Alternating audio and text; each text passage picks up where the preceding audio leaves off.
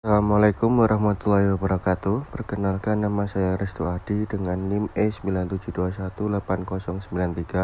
Di sini saya akan menjelaskan peran kiai dalam bimbingan spiritual, transformasi tasawuf di Pesantren Amanatul Ummah Surabaya kepada masyarakat. Untuk yang pertama, sejarah dan latar belakang Pesantren Amanatul Ummah. Sejarah pendiri Pesantren Amanatul Ummah Surabaya mengakar dalam periode pertengahan abad ke-20. Pesantren ini didirikan oleh seorang ulama dan tokoh pendidikan yang memiliki tekad kuat untuk membentuk generasi muda yang kuat dalam ajaran Islam. Sejarah pendiriannya mencerminkan semangat perjuangan untuk memperkuat pendidikan agama dan moral dalam kalangan masyarakat. Selanjutnya, latar belakang dan visi awal. Pesantren Amanatul Ummah didirikan dengan latar belakang dari kondisi sosial dan pendidikan yang ada pada masanya.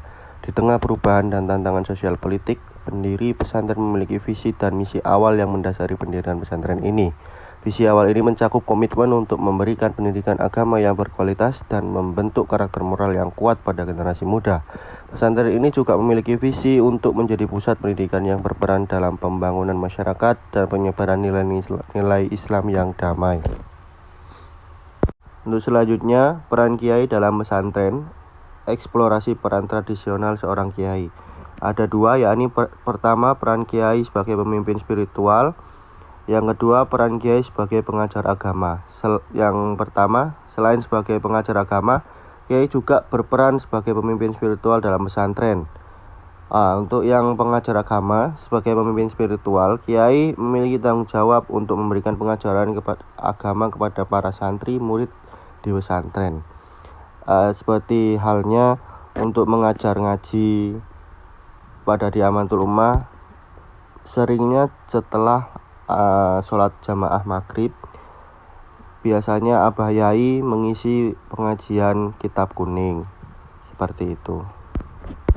Untuk yang selanjutnya, peran pesantren dalam membangun masyarakat, kontribusi sumber daya spiritual, moral, dan etika.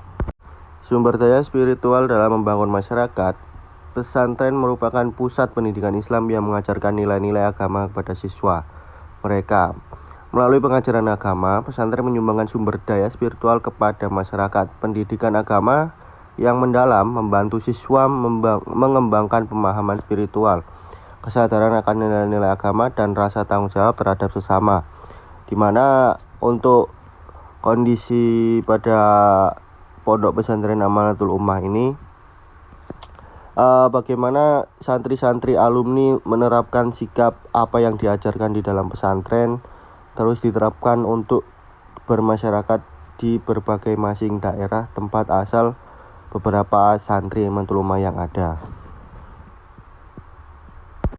Selanjutnya, moral dan etika dalam pembangunan masyarakat. Selain sumber daya spiritual, pesantren juga memainkan peran penting dalam menyumbangkan sumber daya moral dan etika kepada masyarakat. Pesantren mengajarkan prinsip etika, moralitas, dan integritas kepada siswa-siswanya.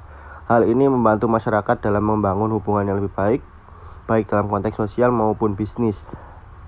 Untuk apa yang ada di Amanatul Ummah, terlebih pada angkatan saya dahulu, jarang sekali ada pelajaran atau apapun itu dalam kelas dalam bentuk membahas moral, etika. Tapi untuk prakteknya dan segala hal yang secara kontekstual dan langsung itu sudah diterapkan oleh santri-santri Amanatul Ummah kepada masyarakat sekitar, juga kepada lingkungan yang ada di dalam pesantren juga. Keterlibatan pesantren dalam kegiatan sosial dan pemberdayaan masyarakat. Pesantren juga sering terlibat dalam kegiatan sosial dan pemberdayaan masyarakat. Mereka memberikan dukungan kepada masyarakat dalam berbagai bentuk seperti pemberian bantuan sosial, program-program pelatihan, dan pemberian akses pendidikan kepada masyarakat yang kurang mampu.